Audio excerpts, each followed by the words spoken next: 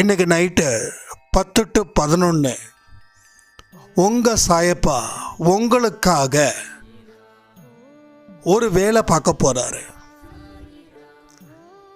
அவர் என்ன பார்க்க போகிறாரு, என்ன செய்ய போகிறாரு அப்படின்றது தான் இந்த ஆடியோவில் சொல்லியிருக்கேன். ஒரு பெரிய ரகசியம் ஒன்று இருக்குது. அந்த ரகசியத்தையும் இதில் நாம் சொல்லியிருக்கோம். இந்த ரகசியத்தை யாருக்கிட்டையும் நீங்கள் சொல்லவே கூடாது.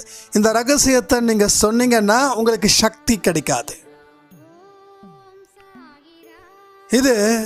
இந்த நாள் உங்களுக்கு மிக மிக முக்கியமான நாள். அடுத்த 6 மாதத்தில் ஒரு பெரிய மாற்றத்தை ஏற்படுத்துவதற்கு தான் இந்த இரவு உங்களுக்கு மிகுந்த பிரயோஜனமான இரவுகாக இருக்க போகுது. உங்களுக்கு நம்பிக்கை எந்த அளவில் வளர்த்துக்கிறீங்களோ அந்த அளவுக்கு உங்கள் வாழ்க்கையோட வேகம், உற்சாகம் எல்லாம் அதிகரிக்க போகுது. இந்த இரவை தயவு செய்து யாரும் மிஸ் பண்ணிடாதீங்க. 10 to 11 மிக முக்கியமான ஒரு நிகழ்வுகள் இன்று நடக்க போகுது.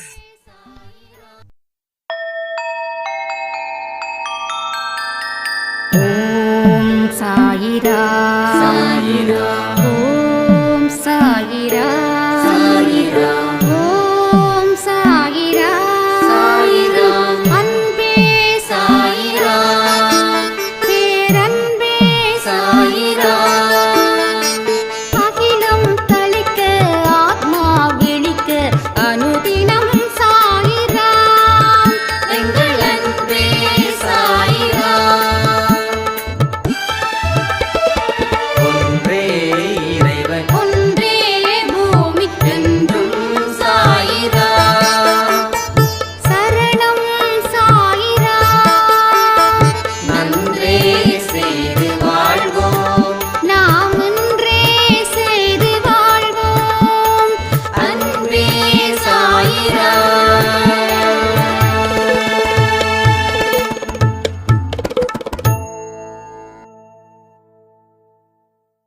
சாயிரா, என் உயிரின் உயிரானவர்களே, இன்னைக்கு நாம் நோயை பற்றியும் நோயில் இருந்து எப்படி மீண்டு வர்றது அப்படின்றத பற்றியும் சாயப்பா கிட்ட எது மாதிரி பிரார்த்தனை செஞ்சு இந்த பாடா போன நோயில் இருந்து விடுதலை அடையலாம் அப்படின்றத பற்றியும் தான் இன்றைக்கி நாம் பார்க்க போகிறோம்.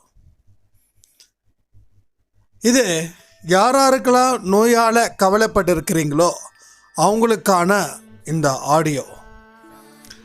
இதை நீங்கள் நம்பி இதில் சொன்ன மாதிரி நீங்கள் செஞ்சீங்க அப்படின்னா உங்கள் நோய்களை அதிகபட்சம் 6 மாதத்துக்குள்ளே விரட்டிடலாம். அதிகபட்சம் 6 மாதத்துக்கு அப்புறம்தான் இது தீருமா அப்படின்னு நினைக்காதீங்க. இதை கேட்டதில் ஒரு நம்பிக்கை உங்களுக்கு பிறந்துடுச்சுனாவே 10% தீரும். அடுத்தது இதை செயல்படுத்தினீங்கன்னா 20-30% தீரும். அதுக்கப்புறம் 6 மாதம் வரைக்கும் உங்களோட பர்ஃபெக்டான ஒரு லைஃப் ஸ்டைலு உங்களுக்கு அமையும். நோய்கள் நிச்சயமாக தீரும். நோய்களோட தாக்கம் குறையும். எப்பேற்பட்ட நோயாக இருந்தாலும் அதுக்கு முழு விடுதலை கிடைக்கும். இது உறுதி, இது சத்தியமான வார்த்தைகள். எத்தனை பேருக்கு நம்பிக்கை இருக்கு நோய்கள் நமக்கு தீரும் அப்படின்னு? அவங்க கமெண்ட் பண்ணுங்க. இந்த நோய்கள் வருவதற்கு காரணம் ஒன்று நம்ம கர்மா, 2வது ஒரு மன அழுத்தம். இந்த 2 விஷயங்களும் தான் இந்த நோய் வருவதற்கு காரணமாக அமையுது. கர்மாக்களில் இருந்து வரக்கூடிய நோய்கள் அந்த கர்மா பீரியட் முடிஞ்சதுக்கு அப்புறம் சரியாயிடும். ஃபார் எக்ஸாம்பிள், உங்களோட கர்மாக்கள் ரொம்ப பொல்லாமல் இருக்குதுன்னா நீங்கள் போன ஜென்மத்திலேயோ இந்த ஜென்மத்திலேயோ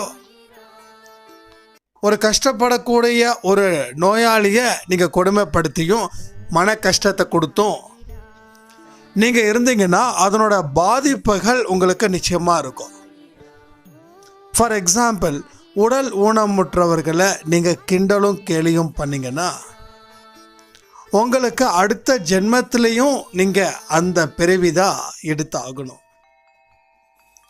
இது மாதிரி யாரை எந்தெந்த வகையில் நீங்கள் துன்புறுத்துறீங்களோ அதே அளவில் தான் உங்களுக்கு அடுத்த ஜென்மங்களும் இருக்கும்.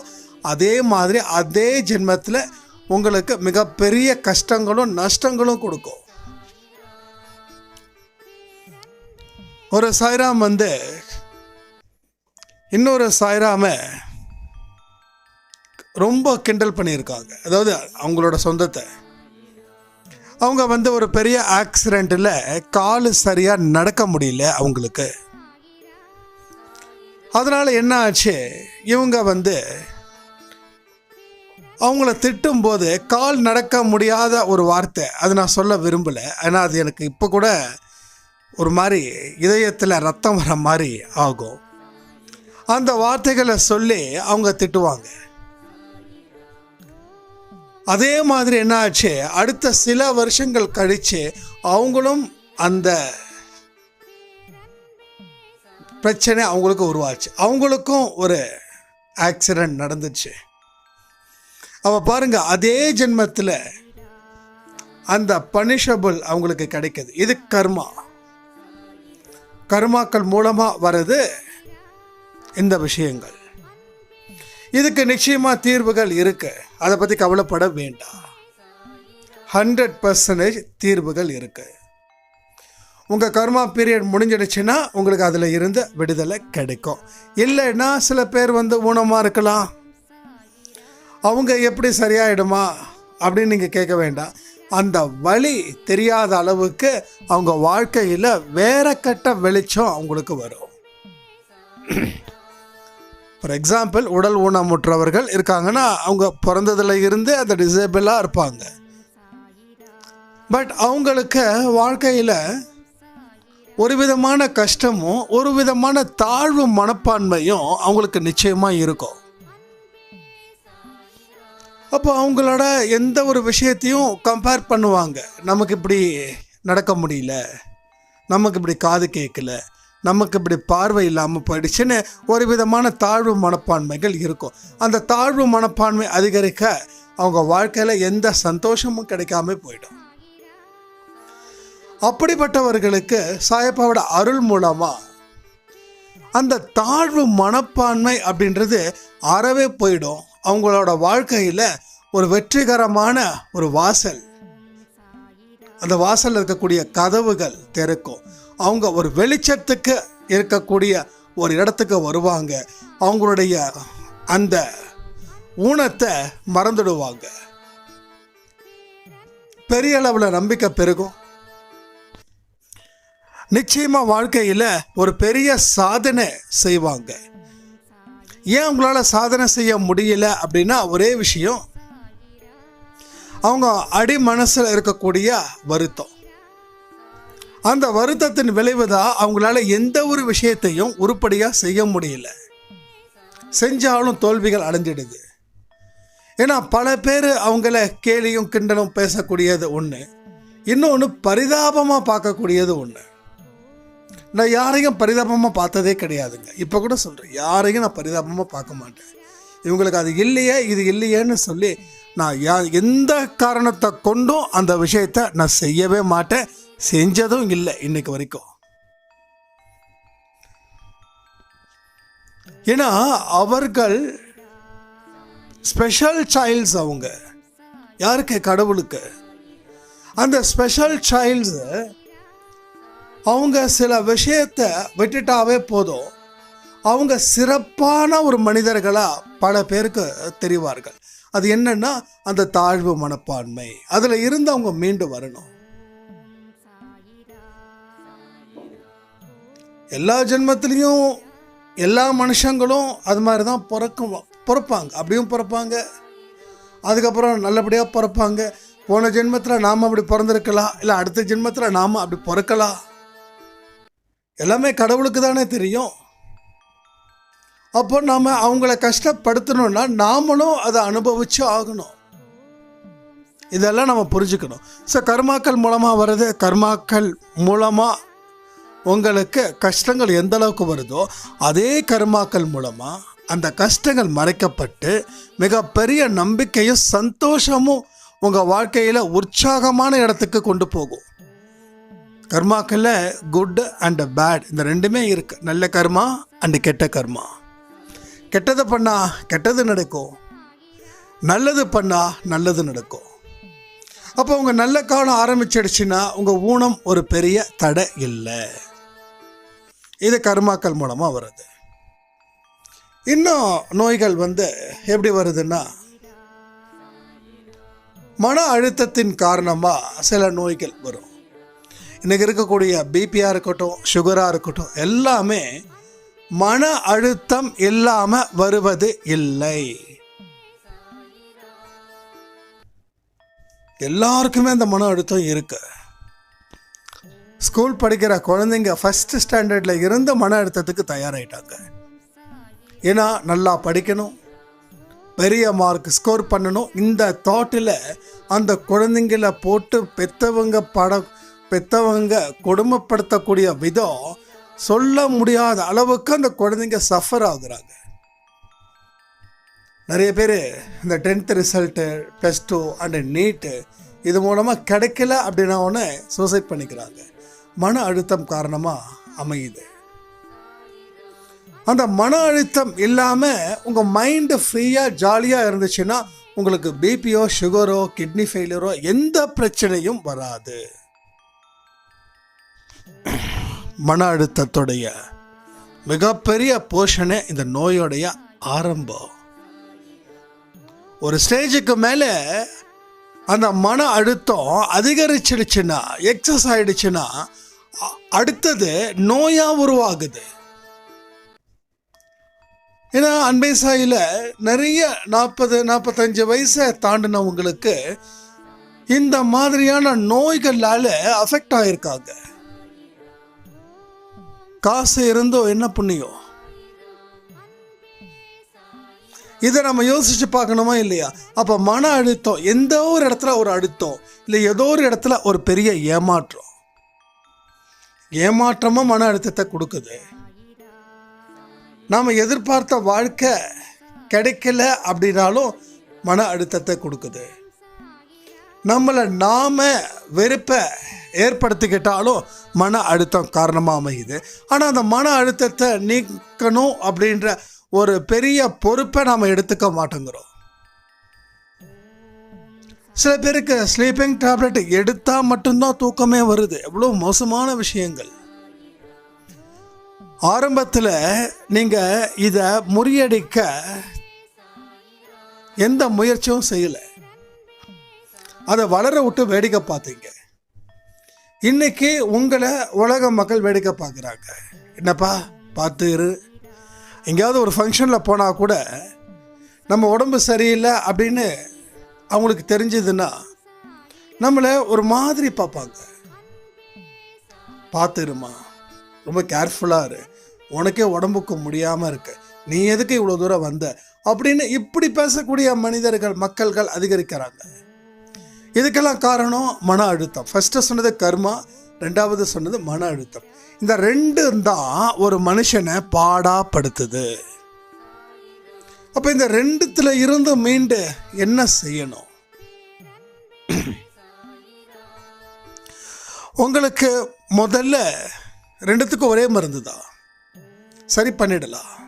நீங்கள் அதை பற்றி கவலைப்படாதீங்க. திரும்ப கேட்குறேன், யாராருக்கெல்லாம் நம்பிக்கை இருக்குதுன்றதை மறுபடியும் கமெண்ட் பண்ணுங்கள். உங்கள் நோய்கள் கண்டிப்பாக தீரப்போகுது. என்னோட நோய்களை மருத்துவராக இருக்கக்கூடிய என்னோட சாயப்பா அது சரி பண்ண போகிறாரு. என்னால் இண்டிபெண்ட்டாக இருக்க முடியும் அப்படின்னு யாரெல்லாம் நம்புறீங்களோ, உறுதியாக நம்புறீங்களோ அவங்க மட்டும் கமெண்ட் பண்ணுங்க. இல்லைண்ணா நான் நம்பிக்கை வச்சேன் ஆனால் தோத்துட்டேன், அதனால் எனக்கு நம்பிக்கை இல்லை அப்படின்னு சொன்னாலும் ரொம்ப சந்தோஷம். நம்பிக்கை யாராருக்கெல்லாம் கொஞ்சம் குறைஞ்சிருக்கோ, இல்லை சொல்லக்கூடிய விஷயங்கள் எனக்கு நம்பிக்கை வரல அப்படின்னு யாரெல்லாம் சொல்கிறீங்களோ அவங்க எல்லாம் சாய்ராம் சேனலில் போய் பாருங்கள். இந்த சாய்ராம் சேனலில் ஃபஸ்ட்டு நாம் எப்படி இந்த அன்பே சாயை ஆரம்பித்தோமோ அதுக்கு தகுந்த மாதிரியான சாய்ராம்ஸை மனசில் வச்சு நான் ஒவ்வொரு நாளும் 3 மணிக்கு ஆடியோ பப்ளிஷ் பண்ணுறோம் சாய்ராம் சேனலில். நீங்கள் பாருங்கள், நான் ஸ்டேட்டஸ்லேயும் வைக்கிறேன். ஏன்னா எல்லா வீடியோஸையும் நான் ஸ்டேட்டஸில் வைக்கிறேன். உங்களுக்கு டைம் இருக்கிறவங்க பாருங்கள். நான் யாரையும் ஃபோர்ஸ் பண்ணலை. லைக் பண்ணுங்கள், ஷேர் பண்ணுங்கள், எதுவும் நான் சொன்னது கிடையாது இன்றைக்கு வரைக்கும். அதனால் நீங்கள் நான் பார்க்கணுன்றதுக்காக சொல்கிறேன் அப்படின்னு இது பண்ண வேண்டாம். நீங்கள் பார்க்கணுன்றதுக்காக நான் சொல்கிறேன். பட் அவசியம் தேவைப்பட்டுச்சுன்னா பாருங்கள், நோ ப்ராப்ளம். அப்போது நம்பிக்கை இங்கே ரொம்ப முக்கியம். அதுதான் திரும்ப திரும்ப சொல்கிறேன். இந்த நோயை ஏன் சாயப்பா குணப்படுத்துவாங்க? இந்த அன்பே சாய் குடும்பத்தில் இருக்கிறவங்களோட பிரார்த்தனை என்னோட நோயை குணப்படுத்தும் அப்படின்ற ஒரு நம்பிக்கை உங்களுக்கு இருந்துருச்சுன்னா உங்கள் நோய்கள் கண்டிப்பாக குணமாக்கப்படுகிறது. நீங்கள் நினைச்ச உடனே அந்த நோய்களுக்கு உண்டான மருந்துகளை சாயப்பா அந்த அம்மிக்கல்ல வச்சு அரைக்க ரெடி ஆகிட்டார். என் கண்ணுக்கு தெரியுது அவர் என்ன பண்ணுறாருன்னு. நான் நினைக்கிறேன் அந்த வெள்ளை வேஸ்ட்டையோ வெள்ளை ஜிப்பாவும் போட்டு ஒரு லாபகமாக அவரோட ஸ்டைலில் உக்காந்து ஏதோ ஒரு அம்மியில் அந்த அம்மிக்கு மேலே பச்சை பசேன்னு இருக்குது செடிகள், அதை போட்டு அரைச்சிட்டு இருக்காரு. யாருக்கு? யாருக்கெல்லாம் நம்பிக்கை இருக்கோ என்னோட நோயை குணப்படுத்துவாருன்னு அவங்களுக்கு எல்லாம். திரும்ப சொல்கிறேன், அந்த மருந்தை அவர் இன்று இரவு, தினமும் இரவு நைட்டு 10 இருந்து 11 மணிக்கு அந்த மருந்துகள் உங்கள் உடம்புல எந்த இடத்துல நோய் இருக்கோ அந்த இடத்துல அவர் பூச போகிறார். நம்புறீங்களா? நம்புறீங்களா இல்லையா? ஒவ்வொரு இரவும், இது இன்னைக்கு மட்டும் இல்லை, இந்த நோய் குணமாகிற வரைக்கும் ஒவ்வொரு நாள் இரவும் தினமும் நீங்கள் தூங்கினாலும் சரி, டிவி பார்த்தாலும் சரி, இல்லை வேற எங்கேயாவது உங்கள் உறவு சம்மந்தப்பட்டவங்க கிட்ட போய் பேசிட்டு இருந்தாலும் சரி, 10 to 11 அவர் உங்கள் காயத்துக்கும் உங்கள் நோய்க்கும் மருந்து பூச இன்று முதல் வருகிறார். எத்தனை பேர் நம்புறீங்க?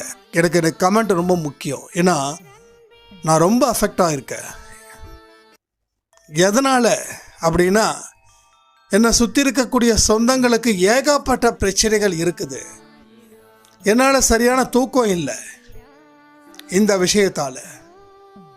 இதை நான் சரி பண்ணி ஆகணும். இதை நான் சாயப்பா கிட்ட அடாவடியாக கேட்கணும். நம்ம என்ன பொண்ணு, பொருள், பதவி, காரு, பங்களா அதை கேட்குறோம். என் உடம்பு ஆரோக்கியமாக இருக்கணும் தானே கேட்குறோம். அது இருந்தால் தானே கர்மாக்களை எதிர்கொள்ள முடியும். 2 நாளைக்கு ஒரு நாள் உடம்பு சரியில்லாமல் நாம் போயிட்டு ரொம்ப கஷ்டப்பட்டோன்னா எப்படி கர்மாக்களை எதிர்கொள்ள முடியும்? கர்மாக்களை எதிர்கொள்ளணும், குடும்பத்தை பார்த்துக்கணும், குடும்பத்தை தாண்டி இன்னும் நிறைய மனுஷங்களுக்கு உதவி செய்யணும்னா நான் ஆரோக்கியமாக இருக்கணும்.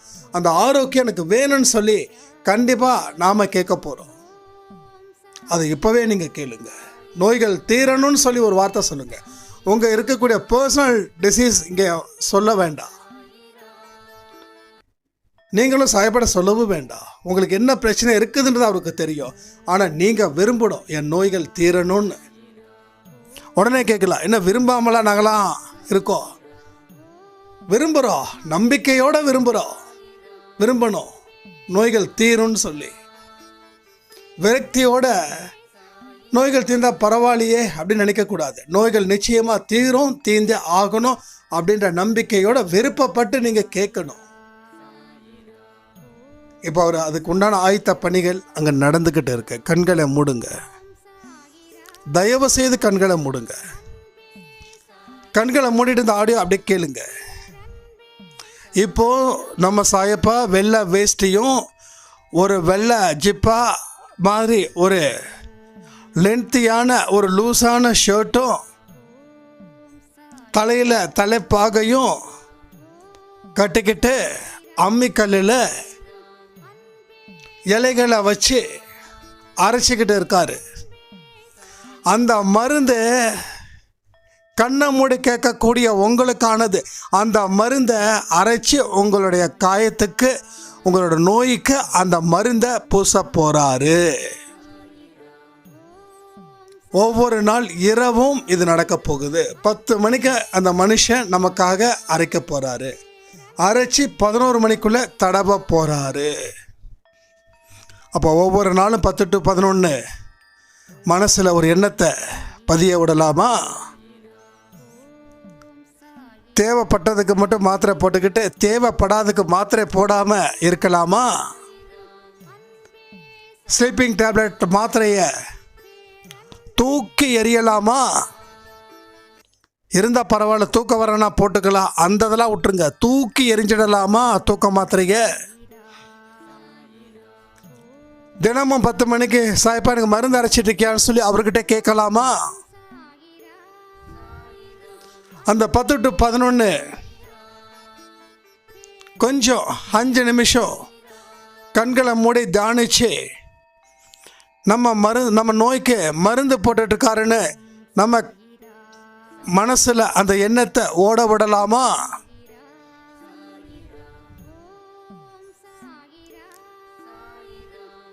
நமக்காக நம்ம சாய்ப்பா எவ்வளோ பெரிய மருந்துகளை எங்கெங்கே இருந்தோ பறிச்சிட்டு வந்து என் குழந்தை கூப்பிட்ட குரலுக்கு நான் ஓடோடி வந்து நான் தானே மருந்து போடணும்.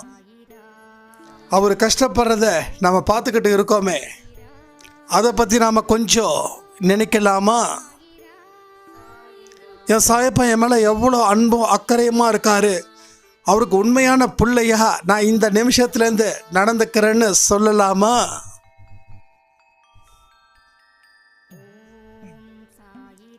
இதை 100% நம்புறவங்களுக்கு நோய்கள் இல்லாத மனிதர்களா நீங்கள் இன்னும் சில மாசத்துல அவதாரம் எடுப்பீங்க. நான் திரும்ப திரும்ப கேட்குறேன், 6 மாதம் 6 வருஷமாக இருந்த நோய்க்கு 6 மாதம் டைம் கொடுக்க மாட்டோமா? இது என்ன மாதம்? இது செப்டம்பர். ஆல்ரெடி செப்டம்பர் முடிஞ்சிருச்சு. October, November, December, John, Feb, March மாதத்தில் இருந்து நம்ம லைஃப் ஸ்டார்ட் ஆகுது. ஒவ்வொரு கம்பெனிஸ்க்கும் ஒவ்வொரு இயர் எண்டிங் அப்படின்னு ஒன்று இருக்குது, அதான் மார்ச் மாதம். அப்போ அந்த மார்ச் மாதத்தில் நம்ம நோய்கள் தீருதுன்னு நம்ம நம்பலாமா? ஏப்ரலில் இருந்து நோய் இல்லாத உடலை நம்ம எடுக்கலாமா? இங்கே பாருங்கள், இதெல்லாம் நான் இன்றைக்கி சொல்கிறேன் அப்படின்னா நீங்கள் நோட் பண்ணணும். Night 10 to 11 is a medical time. உங்களை டாக்டராக இருக்கக்கூடிய நம்ம சாயப்பா நம்ம காயத்துக்கு மருந்து போடுறாரு. அதை நோட் பண்ணிக்கோங்க. இன்றைக்கி நாம் தலையாட்டுறோம், நாளைக்கு தலையாட்டுவோம், நாளான்னைக்கு அதை மறந்துட்டா அது பிரச்சனை. அந்த 10 to 11 மணிக்குள்ளே 5 நிமிஷம் நீங்கள் கண்களை மூடணும். நல்லா கேட்டுக்கோங்க. நீங்கள் எந்த ஜில்லாவில் வேணாலும் இருங்க, எவ்வளோ ஒரு மோசமான நோயில் கூட நீங்கள் பாதிக்கப்படுங்க, இனி அதை பற்றி கவலைப்படாதீங்க. அந்த 10 to 11 உங்கள் ஓன் டைமை எந்த நேரமாக இருக்கட்டும் 5 நிமிஷம் உங்கள் மொபைல் அலாரம் வைங்க. சாய்ப்பாவை நினச்சி பாருங்கள். உங்களுக்கு பிபி இருந்துச்சுன்னா பிபி குறையும், சர்க்கரை இருந்துச்சுன்னா சர்க்கரை குறையும், கொலஸ்ட்ரால் இருந்துச்சுன்னா கொலஸ்ட்ரால் குறையும், மனசில் ஒரு விதமான தாழ்வு மனப்பான்மை இருந்துச்சுன்னா அது குறையும். எல்லாமே குறைய போகுது அடுத்த 6 மாதத்தில். நீங்கள் ஒரு பிரம்மாண்டமான மனுஷர்கள் அப்படின்றத 6 மாதத்துக்கு அப்புறம் நீங்கள் உணர்வீர்கள். நீங்கள் ஒரு பெரிய சாட்சியாக இருப்பீங்க. எனவே நான் என்னையும் மன்னிச்சிடுங்க. ஏன்னா நான் சில நேரத்தில் இதை ரெகுலராக செய்யணும்னு சொல்லி போஸ்ட் பண்ணுவேன், ஆனால் நான் மறந்துடுவேன். ஸோ நான் இனிமே அந்த 10 to 11 மருத்துவ நேரம் அப்படின்னு போட்டு அண்டு மெடிக்கல் டைம் அப்படின்னு போட்டு நான் தினமும் போஸ்ட் பண்ணி வச்சிடுறேன். அதுக்கு கீழே உங்கள் நோயை பற்றி பேசக்கூடாது. கம்யூனிட்டி போஸ்ட்டில் நான் போஸ்ட் பண்ணுவேன். நீங்கள் அன்பே சாயை போய் சர்ச் பண்ணி அங்கே இருந்து அந்த கம்யூனிட்டி போஸ்ட்டில் எடுங்க. ஒவ்வொரு நாளும் 10 மணிக்கு உங்களுக்கு அந்த போஸ்ட்டு உங்கள் கண்ணுக்கு வரும். அதுக்கு கீழே கமெண்ட்டில் நன்றி சாயப்பான்னு மட்டும் போடுங்க. வேறு எதையும் போடாதீங்க. திரும்ப திரும்ப சொல்கிறேன், அந்த இடத்துல பெரிய பேராகிராஃபாக எழுதாதீங்க. என் அண்ணன் மகனுக்கு, என் அண்ணனுக்கு, அதெல்லாம் எதுவும் வேண்டாம். நீங்கள் யாருக்கு உடம்பு சரி அவங்க நினைக்கிறீங்களோ அவங்களுக்கு உங்கள் கடவுள் உங்கள் மனசில் இருக்கக்கூடிய எண்ணங்களை நன்றாக அறிவார். அதனால் நன்றி சாயப்பா அப்படின்ற ஒரு வார்த்தையை தாண்டி வேறு எந்த வார்த்தையும் வேண்டாம். வீணான வார்த்தைகள் பேசுவதற்கான நேரம் இது இல்லை, பேசுவதற்கான இடமும் இது இல்லை. 10 to 11 இதை மறந்துடாதீங்க. ஒவ்வொரு இரவும் 10 to 11 மறக்காதீங்க, மறக்காதீங்க, மறக்காதீங்க. அபூர்வங்கள், அதிசயங்கள் நடக்கக்கூடிய மிகப்பெரிய பொக்கிஷமான நேரம் இந்த நேரம். 11 மணிக்குள்ளே, ஏன்னா 11 மணிக்குள்ளே உங்கள் மருந்து போட்டு அவர் போக வேண்டிய இடத்துக்கு போகணும்.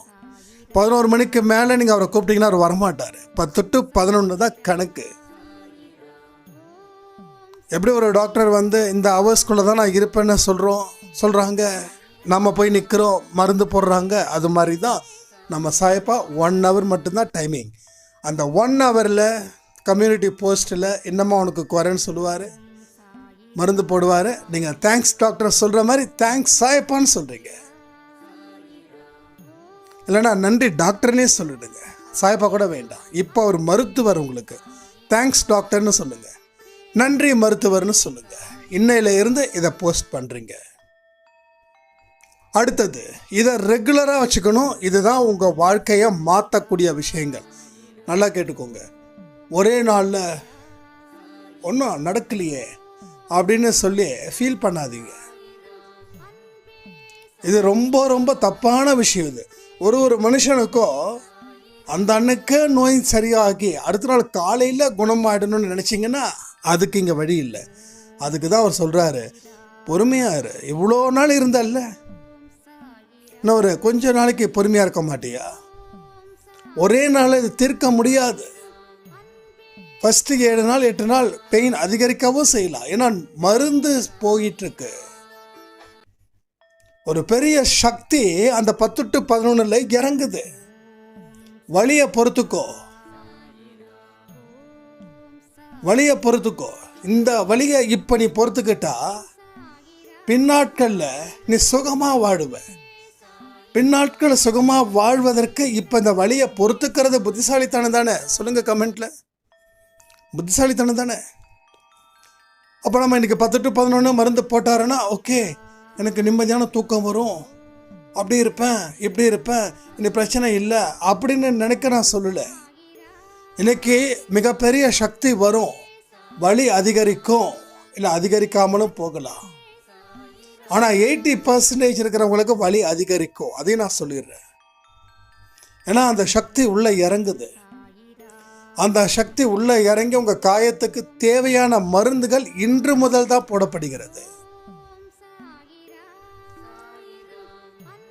அதே மாதிரி முக்கியமான மாத்திரை எடுக்கிறவங்க அதை எடுத்துக்கோங்க. ஏன்னா டாக்டரோட கன்சல்டிங் இல்லாமல் அதை குறைக்க முடியாது. அதையும் நான் சொல்லிடுறேன். ரொம்ப தெளிவாக சொல்லிடுறேன். அடுத்த 1 வாரத்தில் உங்கள் ஹாஸ்பிட்டலில் போய் டாக்டரை போய் செக் பண்ணுங்க. உங்கள் மனநிலையில் எந்த அளவுக்கு மாற்றம் இருக்கோ அந்த மாற்றத்தை பேஸ் பண்ணி நீங்கள் ஹாஸ்பிட்டல் போங்க. உங்கள் மனநிலையில் ஃபஸ்ட்டு எப்படி இருக்கும் இதனுடைய இம்பேக்டு நீங்கள் நம்புகிறீங்க, சாயப்பா மருந்து போட நீங்கள் நம்புகிறீங்கன்னா உங்கள் மனநிலை அடுத்த சில நாட்களில் எப்படி இருக்கும்னா ஒரு பெரிய ஒரு ரிலீஃப் உங்களுக்கு கிடைக்கும். உங்களோட உடம்புல இருக்கக்கூடிய பலகீனங்கள் அத்தனையும் கொஞ்சம் கொஞ்சமாக குறையும். உங்களுக்கு வீசிங் இருந்துச்சு அப்படின்னா அதுக்கு முன்னாடி இருந்தக்கூடிய வீசிங்கோட இப்போ இருக்கக்கூடிய வீசிங் கொஞ்சம் வலிமை இழந்து காணப்படும்.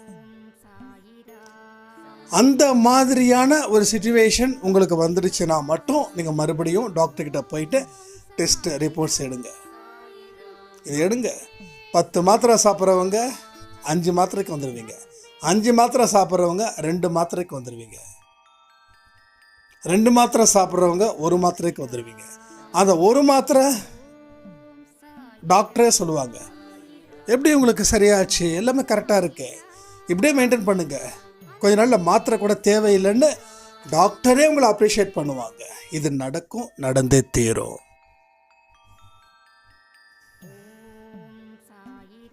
ஸோ மன அழுத்தத்தை குறைச்சிட்டா நோய்கள் குறைஞ்சிடும். அதே மாதிரி இந்த ஃபுட்டும் ரொம்ப இம்பார்ட்டன்ட். நமக்கு தான் ஒன்றும் இல்லையே அப்படின்னு சொல்லி நாம் சாப்பாடில் மறுபடியும் காரத்தையும் உப்பையும் புளியையும் சர்க்கரையும் அள்ளி அள்ளி போட்டுக்க கூடாது.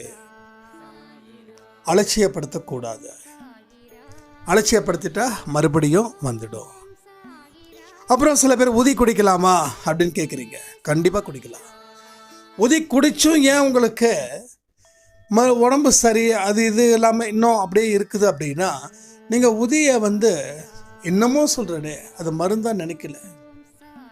இவ்வளோ மாத்திரை சாப்பிட்டுமே ஒன்றும் நடக்கலை, இந்த உதி தண்ணியை குடித்தா மட்டும் நடந்துருமான்னு மனசுக்குள்ளே ஏதோ ஒரு மூலையில் ஒரு சந்தேகம் இருக்குது. அந்த சந்தேகம்தான் இன்றைக்கு வரைக்கும் தீராமல் இருக்குது. ஸோ அதுவும் நடந்துடும் இந்த விஷயத்தில். ஸோ கொஞ்ச நாளில் பார்த்தீங்கன்னா உங்ககிட்டேருந்து கேட்கக்கூடிய மெசேஜஸ் எனக்கு ஒரு நல்ல தூக்கத்தை எனக்கு கொடுக்கும். இப்போ இதுக்கு முன்னாடி உங்ககிட்ட கேட்ட மெசேஜ் எனக்கு தூக்கத்தை கொடுக்கல, துக்கத்தை கொடுத்துச்சு. ஆனால் இனி எனக்கு நல்ல தூக்கத்தை சிறப்பாக கொடுக்கும். பா எல்லா இடத்துலையும் நோய்கள் தீர்ந்துடுச்சுடா சாமி அப்படின்ற மாதிரி. ஆனால் இதில் ஒரு விஷயம் இருக்குது, அது ரொம்ப இம்பார்ட்டன்ட், அதையே சொல்லிடுறேன். உங்கள் வீட்டில் இருக்கிறவங்களுக்கு யாருக்கும் இந்த விஷயத்தை நீங்கள் சொல்லவே கூடாது. அது ரொம்ப இம்பார்ட்டன்ட். நீங்கள் 5 நிமிஷம் தியானம் பண்ணுறீங்களோ இல்லை சாய்ப்பாக இருக்கிற மாதிரி நினச்சிக்கிறீங்களோ, அப்போ சொல்லும்போது கூட நீங்கள் என்ன சொல்லணும், நல்லா தூங்குறதுக்கு அன்பே சாயில் மெடிடேஷன் பண்ண சொல்கிறாங்க, அதான் அப்படியே சொல்லணும். இது ரொம்ப இம்பார்ட்டன்ட். ஏன்னா மற்றவங்க உங்களை டிஸ்கரேஜ் பண்ணுவாங்க. ஆனால் மற்றவங்களுக்கு மாத்திரை மருந்து மேலே இருக்கக்கூடிய நம்பிக்கை கடவுள் மேலே நம்பிக்கை இருக்காது. அதனால் அவங்களுக்கு என்ன தெரியுதோ அதை அவங்க சொல்லுவாங்க. அப்போ அதை கேட்குற நமக்கு கொஞ்சம் கான்ஃபிடென்ஸ் விட்டுடும். இப்போ நான் உங்களுக்கு சொல்கிறது உங்கள் காதோடு இருக்கட்டும். உடனே நான் இதை செய்ய போகிறேன், இனிமேல் எனக்கு உடம்பு எல்லாம் சரியாயிடும் அப்படின்னு நீங்கள் சொல்லிட்டீங்கன்னா இது பலிக்காது. பலிக்காதுன்னே சொல்லிட்டேன், நிச்சயமாக பலிக்காது. இல்லை என் கூட இருக்கிறவங்களுக்கு சாய்ப்பா மேலே ரொம்ப பக்தியாக தான் இருக்காங்க, டிவோட்டியாக தான் இருக்காங்க, அதனால் சொல்லலாம்னா சொல்லக்கூடாது. இது மிகப்பெரிய தேவ ரகசியம். இதை சொல்லவே கூடாது. முதல்ல நீங்கள் சரியானதுக்கப்புறம் எப்படி சரியாச்சு அப்படின்னும் போது வேணால் நீங்கள் சொல்லுங்கள். ஆனால் ஒரு விஷயத்தை ஆரம்பிக்கும் போது அதை சொல்லிட்டீங்கன்னா அந்த விஷயம் முடிஞ்சிடுச்சுன்னு அர்த்தம். இது மிகப்பெரிய சீக்ரெட். இந்த சீக்ரெட் நான் உங்களுக்கு சொல்கிறேன், அது உங்களுக்குள்ளே தான் இருக்கணும். இதை பற்றி எந்த டிஸ்கஷனும் எங்கேயும் இருக்கக்கூடாது. அன்பே சாய் குடும்பத்தில் கூட இந்த டிஸ்கஷன் இருக்கக்கூடாது. புரியுதா உங்களுக்கு? நான் சொல்கிறது உங்களோட இருக்கட்டும். இங்கே 2 பேர் அன்பே சாயில் ரொம்ப க்ளோஸாக இருந்தாலும் அவங்கக்கிட்ட இதை பற்றி அவங்களும் இதை பற்றி பேசக்கூடாது. அதையும் புரிஞ்சுக்கோங்க. அப்போது ஒரு இடத்துல கூட இந்த பாயிண்ட் போகக்கூடாது. ஏன்னா அன்பே சாய் குடும்பம் நாங்களாம் வாட்ஸ்அப்லலாம் இருக்கோம், நாங்களாம் ஷேர் பண்ணிக்கிறோம், எதுவாக இருந்தாலும் இது கூட பேசக்கூடாதுன்னா பேசக்கூடாது. இது உங்கள் மனசில் இது எந்த அளவுக்கு நீங்கள் ரகசியம் காக்குறீங்களோ, எந்த அளவுக்கு யாருக்கிட்டையும் சொல்லாமல் இருக்கீங்களோ, அந்த அளவுக்கு இது வலிமை வாய்ந்தது, சக்தி வாய்ந்தது, அற்புதங்கள் நிறைந்தது. பல விஷயங்கள் இந்த ஆடியோவில் உங்கள் வாழ்க்கையை மாற்ற போகுது. அதனால் அன்பே சாய் குடும்பத்தில் வாட்ஸ்அப் குரூப்பில் நீங்கள் இருக்கலாம், அன்பே சாய் வாட்ஸ்அப் குரூப்பில் நீங்கள் இருக்கலாம். அங்கே கூட இந்த டிஸ்கஷன் இருக்கக்கூடாது, இருக்கவே கூடாது. நீங்கள் வாயை திறந்து சொல்லிட்டீங்கன்னா உங்களுக்கு சக்தி போயிடுச்சு. ஏன்னா இந்த ரகசியம் ஒரு சக்தியாக உள்ள மாறுது. அதுக்காக தான் எல்லாத்துக்கும் காரணம் இருக்குது. நம்ம சும்மாலாம் ஒன்றும் சொல்லலை. இப்போ ஒன்றும் இல்லை, 2 சாயிரம் பேசிக்கிறாங்கன்னு வச்சுக்கோங்க. தம்பி ஆடியோ கொடுத்துச்சு, நடந்தா சரி பார்க்கலாம். அப்படியாவது நடக்குமா? சத்தியமாக நடக்காது. தம்பி ஆடியோ கொடுத்துச்சு, நீங்கள் மதிக்கிறீங்க, விஷயத்த வாங்குறீங்க. நடந்தா சரி, நடந்தா பார்க்கலாம் அப்படின்னு நீங்கள் அவங்களுக்கு சொல்ல, அவங்களும் உங்களுக்கு அதே மாதிரி தான் சொல்லுவாங்க. நடந்தா சரி பார்க்கலாம் அப்படின்னு. அதனால தான் சொல்கிறேன், யாருக்கிட்டையும் இந்த டிஸ்கஷன் தேவையே இல்லை. உங்கள் மனைவி கிட்டையும் சொல்லாதீங்க, உங்கள் கணவர்கிட்டையும் சொல்லாதீங்க, உங்கள் குழந்தைங்க கிட்டையும் சொல்லாதீங்க. நீங்கள் பாட்டுக்கும் இருங்க. அவங்களுக்கு இந்த ஆடியோ காதில் கேட்டால் அவங்களும் உங்ககிட்ட சொல்ல மாட்டாங்க, சொல்லவும் கூடாது. நான் திரும்ப சொல்கிறேன், எந்த ஆடியோவாக இருந்தாலும் நீங்கள் முழுசாக கேட்டால் மட்டும்தான் தெரியும், இல்லைன்னா புரியாது புரியாது புரியாது. இதை நீங்கள் இன்னையில் இருந்து உறுதியாக ஃபாலோ பண்ணுங்கள். அதே மாதிரி அன்பே சாயில் 48 நாட்கள் கோயிலுக்கு போகணுன்னு சொல்லி நம்ம சொல்லியிருந்தோம். நான் நேற்று மாதா அம்மா கோயிலுக்கு போனேன். எனக்கு கண்கள் கண்ணீர் வந்துச்சு. ஏன்னா நான் படித்தது ஸ்கூலு, சிஎஸ்ஐ ஸ்கூலு. அப்போ ஜீசஸ் மேலே ரொம்ப பாசம். நான் ஒவ்வொரு வார்த்தைகளும் பைபிளில் இருக்கக்கூடிய வார்த்தைகள் என் வாழ்க்கையை உயர்த்துச்சு. அண்டு நம்ம ஊரில் ரயில்வே குவார்ட்டர்ஸ் இருக்கும். அந்த ரயில்வே குவார்ட்டர்ஸில் மாதா சர்ச் இருக்குது. எப்போ நான் எக்ஸாம் போகிறேனோ அப்போது மாதா அம்மா கிட்ட போயிட்டு, அம்மா நான் நல்லபடியாக பரீட்சை எழுதணும், உங்கள் பிள்ளைகிட்ட கொஞ்சம் சொல்லுங்கள், ரெக்கமெண்ட் பண்ணுங்கள் அப்படின்னு. மாதா மேலே அவ்வளோ பாசம், அவ்வளோ பக்தி, பாசம். இந்த மாதாவோட ஃபேஸை நான் கிட்டத்தட்ட ஒரு 5 வருஷம் 6 வருஷம் கழித்து, இதற்கு வீட்டுக்கு போகிற வழியில தான் இந்த சர்ச்சு, போனதே கிடையாது. அது போகும்போது அப்படியே மெய்ஸ் இருந்துருச்சு.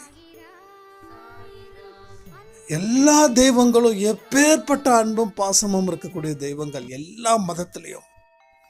இனி ஒரு சாமியை விடக்கூடாதுன்னு நான் முடிவு பண்ணிட்டேன். எல்லா கோயிலுக்கும், எந்த ஊருக்கு போகிறேனோ அந்த ஊரில் நான் கோயிலுக்கு போக தான் போகிறேன். அவங்களாம் நம்ம சொந்தங்கள்.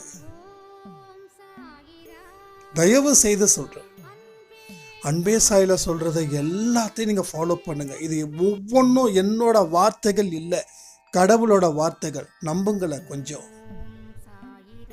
நான் என்ன சாமியார் மடம் மாதிரி வச்சு உண்டியலாக வைக்கிற, காணிக்கையாக வசூல் பண்ணுற? என் வார்த்தை கடவுள் வார்த்தை, கடவுள் வார்த்தைன்னு சொல்கிறதுக்கு என்னைக்காவது நான் காணிக்கை வச்சுருக்கேனா? என்னைக்காவது நான் டொனேஷன் கேட்டு இருக்கேனா? இது கடவுளோட வார்த்தை, நம்புங்க.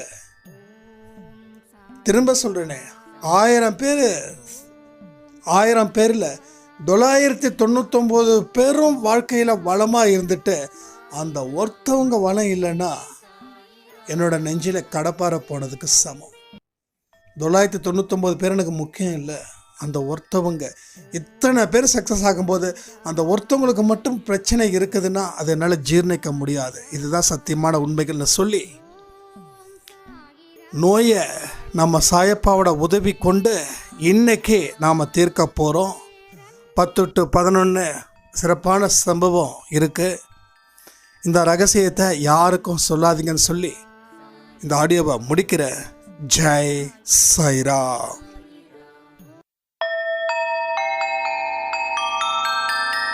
ஓம் சாயிராம்.